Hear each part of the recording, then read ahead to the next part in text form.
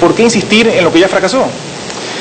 Lamentablemente parece que la gente tiene poca memoria y una memoria corta. Los años 60, 70 o 80 se ven algo como lejano y digamos la gente a veces es sorprendente cómo insiste en políticas fracasadas y no hay un rechazo. La sociedad no rechaza esas propuestas. Para hablar desde el caso concreto peruano, que me tocó verlo personalmente, claramente en los 80s la política de sustitución de importaciones derivó al final del día en una crisis fiscal, un proceso de hiperinflación, lo cual digamos parece ahora muy lejano. Pero bueno, gracias a Dios, este mismo presidente que está ahora en el gobierno decidió hacer un giro de 180 grados en esa dirección y hasta ahora, por lo menos, los resultados económicos sugieren que les está yendo bien. Luis, la palabra banquero, por lo menos en el Ecuador, es considerada mala palabra. Y creo que con lo que ha pasado en Estados Unidos y en algunos mercados financieros internacionales, parece que esa palabra también se contagia como mala palabra hacia la sociedad. La sociedad comienza a ver al mundo de la banca como un mundo un poco corrupto, un mundo de especulación, un mundo que infló artificialmente una burbuja y que luego reventó y sin embargo no pagaron el precio de sus acciones pasadas. Ahora parecería que las medidas que se vienen son cada día más de intervención estatal, inclusive en los Estados Unidos. Tanto es así que el presidente Chávez ha comentado el otro día en una de sus intervenciones que prácticamente las medidas de Obama lo están dejando a él, Chávez, hacia la derecha. Entonces, ¿qué es lo que tú esperas ver a futuro hacia lo que los gobiernos van a hacer a favor o en contra de la banca? Bueno, claramente han habido una serie de excesos. Lo que ha sucedido en Estados Unidos, lo que ha sucedido en Europa, con la cantidad de productos financieros muy difíciles de valorar, que empezaron a venderse de manera indiscriminada, trasladándoles riesgo a gente que no sabía qué riesgo tenía en las manos. Es una situación que explotó, es una burbuja financiera que explotó y ahora estamos, digamos, pagando las consecuencias de manera global.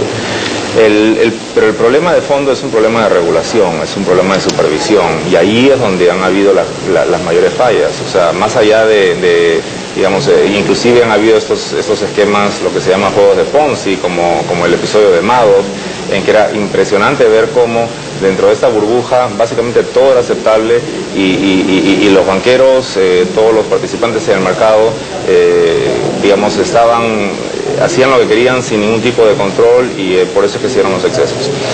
El problema de eso obviamente es de que genera la presión política de responder con muchísima regulación.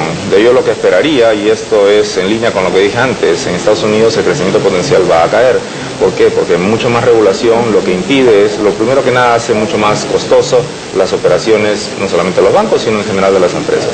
Porque al final los bancos, si tienen más costos, se los trasladan a las empresas. Segundo, de que esto va a inhibir la innovación, tanto en el mercado financiero como seguramente también en el sector productivo.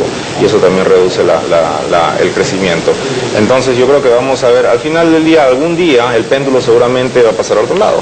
Y vamos a ver la necesidad, cuando se vea de que el crecimiento está muy estancado, la necesidad de relajar un poco el marco regulatorio. Pero yo creo que en los siguientes años, me atrevería a decir 5, a lo mejor 10 años, vamos a ver muchísima regulación en los países desarrollados que otra vez van a reducir el potencial de crecimiento. Realmente muy interesantes los temas que estamos conversando. Vamos a irnos a una pausa y regresamos en unos minutos.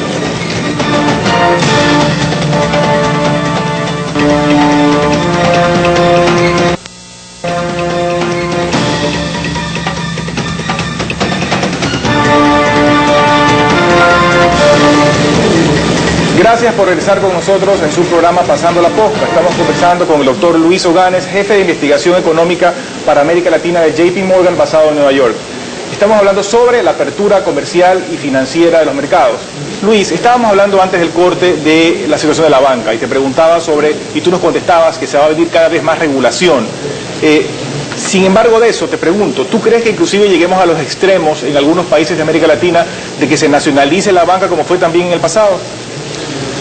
Bueno, hay ciertos indicios, no creo que sea una tendencia generalizada, pero para citar solamente un caso, Venezuela, hubo una decisión de Santander, un banco español que tenía una propiedad muy grande en Venezuela y decidieron en un momento vender esa propiedad, o sea, vender ese banco, y lo que el gobierno hizo tan pronto se enteró, decidió ser él el comprador. O sea, digamos, la iniciativa inicial no fue de ir y nacionalizar, pero el efecto práctico al final es que sí, el gobierno termina teniendo un banco muy importante del sistema en sus manos. No queda claro si esa tendencia va a seguir, el gobierno ha dicho de que no, y bueno, claramente con la caída del precio del petróleo, posiblemente tampoco haya tantos recursos como para irse de compras a comprar bancos, pero por lo menos es algo que hay que monitorear. El gobierno, lo que ha sucedido en digamos, cada que ha habido experiencias de nacionalizaciones, muchas veces producto de crisis, se debe que el gobierno no tiene pues el expertise, no tiene la capacidad de gestión, de mantener eficiencia en el sector financiero. O sea, ojalá que no veamos una tendencia en la región de nacionalizaciones de bancos. En los bancos latinoamericanos no tienen los problemas de los bancos en Estados Unidos, o sea, o europeos, o sea que si es que vemos nacionalizaciones allá, eso no es un ejemplo a aplicarse acá, porque acá no hay ese tipo de problemas de activos tóxicos, etcétera, que lo justifiquen, ¿no? Entonces, en principio no deberíamos ver esa tendencia en la región. Luis, el tema de los bienes raíces. Se dice que fue uno de los factores que detonó la crisis financiera, sobre todo en los Estados Unidos y también en países como España y otros países del mundo.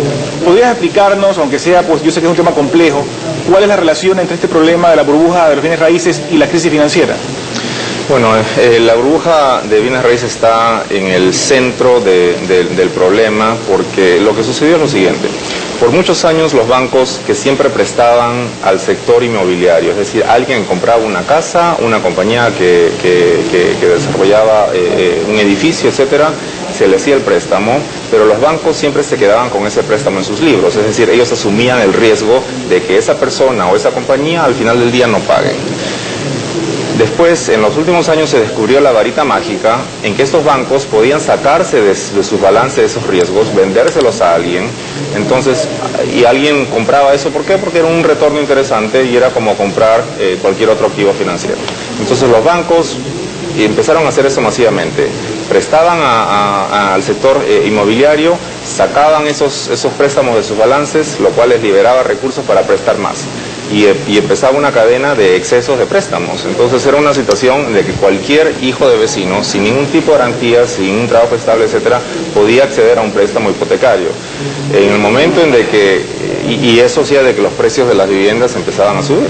En el momento en de que eso se detiene y empieza a haber una corrección, los bancos inmediatamente secan ese caño, dejan de prestar y termina siendo un efecto cascada, en de que toda la gente que había prestado no podía repagar y estamos donde estamos.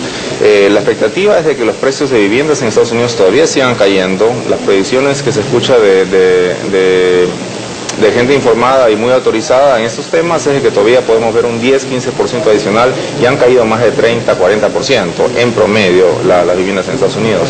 Yo diría de que mientras que eso no se detenga y no veamos estabilidad y posiblemente recuperación, es difícil ver, digamos, que se dé vuelta por completo a la situación de la economía, porque todavía queda ese rezago de tratar de eliminar tanto inventario, tantas casas vacías, tantas oficinas vacías que hay por todos lados. Otra cosa que nos sorprende en América Latina es leer noticias como monstruos industriales, tal como General Motors, han caído, que básicamente eran íconos del mundo industrial norteamericano. ¿Qué pasó con General Motors y qué va a pasar, según tu criterio?